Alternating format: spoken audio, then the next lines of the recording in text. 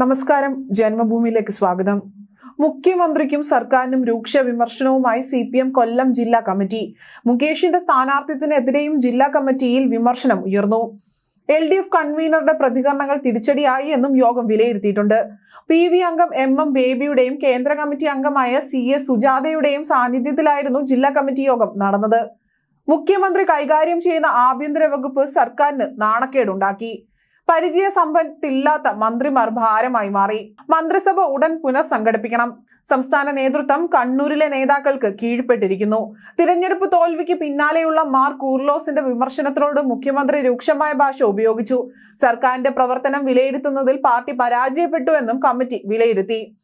അതിനിടെ പാലക്കാട് CPM ജില്ലാ കമ്മിറ്റിയിൽ ബാലനെതിരെ രൂക്ഷ വിമർശനമുണ്ടായിരുന്നു. ലോക്സഭാ തെരഞ്ഞെടുപ്പ് പ്രചരണ വേളയിൽ ഏറ്റവും ചർച്ചയായതായിരുന്നു AK ബാലന്റെ മരപ്പെട്ടി ഈനാമ്പേച്ചി പരാമർശം. കമ്മിറ്റിയിലാണ് വിമർശനം ഉയർന്നത്. ചിഹ്നം സംരക്ഷിക്കാൻ വോട്ട് പിടിക്കണമെന്ന പരാമർശം തെറ്റിപ്പോയി എന്നും പാർട്ടിയെ ജനങ്ങൾക്കിടയിൽ പരിഹാസ്യമാക്കിയെന്നും കമ്മിറ്റി വിലയിരുത്തി. EP ജയരാജനെതിരെയും രൂക്ഷ വിമർശനം ഉയർന്നിരുന്നു.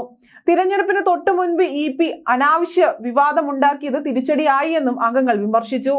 തിരഞ്ഞെടുപ്പിൽ ശക്തമായ മത്സരം കാഴ്ചവെച്ച് പാർട്ടി ചിഹ്നം സംരക്ഷിക്കണമെന്നും ദേശീയ പാർട്ടി പദവി നഷ്ടപ്പെട്ടാൽ അടുത്ത തിരഞ്ഞെടുപ്പിൽ ഈനാമ്പേച്ചി, നീരാളി, മരപ്പെട്ടി പോലുള്ള ചിഹ്നങ്ങളാകും തിരഞ്ഞെടുപ്പ് കമ്മീഷൻ അനുവദിക്കുക എന്നും അദ്ദേഹം പറഞ്ഞിരുന്നു.